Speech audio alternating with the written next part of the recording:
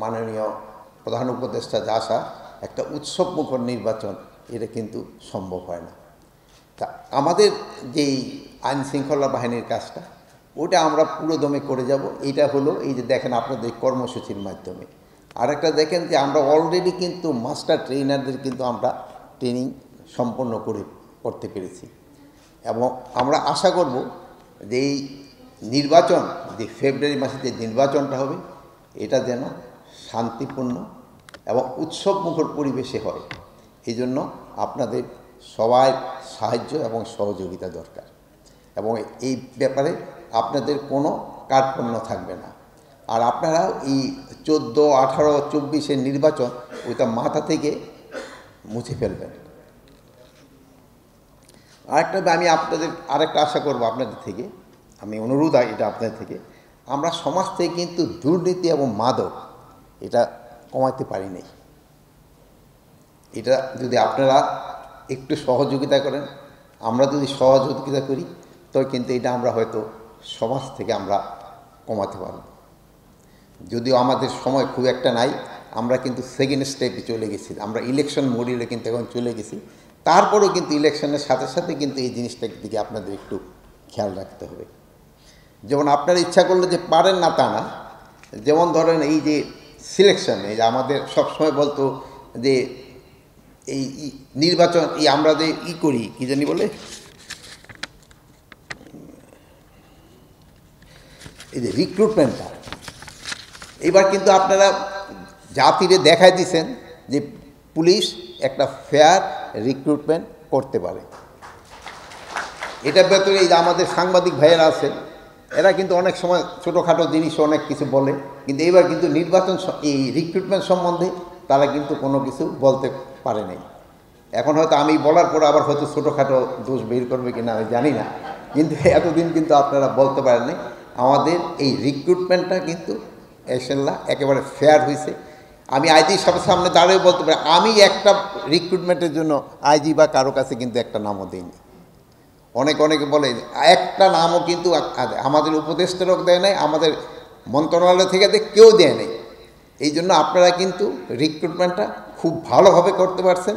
এই জন্য আমি আপনাদের আমার অন্তঃস্থল থেকে আপনাদের আমি ধন্যবাদ জানাই।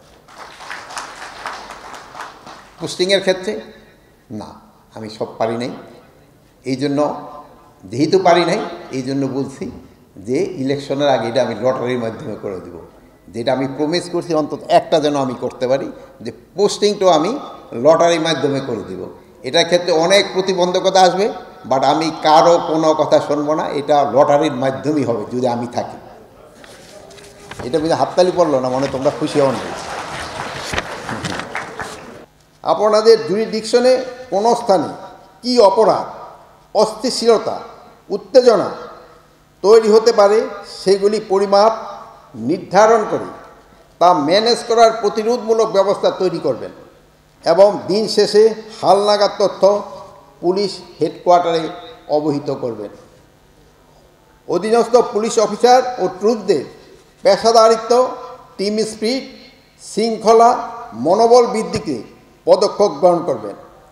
এ লক্ষ্যে পেশাগত প্রশিক্ষণ, আইনি ধারণা, নৈতিক মূল্যবোধ, ধর্মীয় মূল্যবোধ, মানবাধিকার বিষয়, সাপ্তাহিক, পাক্ষিক, মাসিক শিক্ষণসহ মাস্টার প্ল্যান করবেন। থানা থেকে লুট হওয়া, হারানো, অবৈধ অস্ত্র অভিযান ত্বরান্বিত করবেন। আমরা ইতিমধ্যে মন্ত্রণালয় থেকে এই বিষয়ে পুরস্কার ঘোষণা করেছি। অপারেশন ডেভিল হান্ট না থাকলেও এর কর্মকর্তা বন্ধ নাই।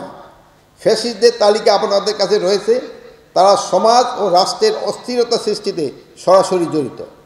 অনেক অপরাধী জামিনে ছাড়া পেয়ে অপরাধ করছে, তাদের আইনের আওতায় আনতে হবে।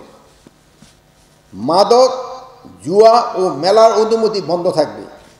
সড়ক ও পরিবহনে, বাজারে চাঁদাবাজি বন্ধ থাকবে।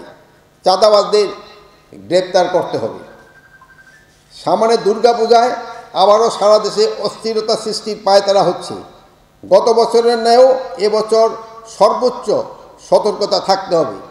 গতবার কিন্তু আপনাদের সহযোগিতায় দুর্গাপূজা খুব ভালোভাবে হয়েছে, এই জন্য আপনারা ধন্যবাদ পাওয়ার যোগ্য, এবং আপনি জাতীয় কিন্তু আপনাদের সবাইকে ধন্যবাদ দিয়েছে।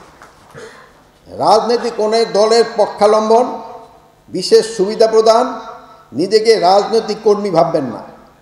মনে রাখবেন, পেশি শক্তি, রাজনৈতিক এবং কুৎসিততা কখনোই শান্তি প্রতিষ্ঠা করতে পারে না। এখন যারা পরাজিত, 10 বছর পর তারাই তোমার চেয়ে অনেক বেশি শক্তিশালী লড়বে। আমি স্মরণ করে দিতে চাই, তোমাদের সমস্ত কাজ জনস্বার্থে এবং প্রতিটি কাজ আইন দ্বারা পরিচালিত হয়।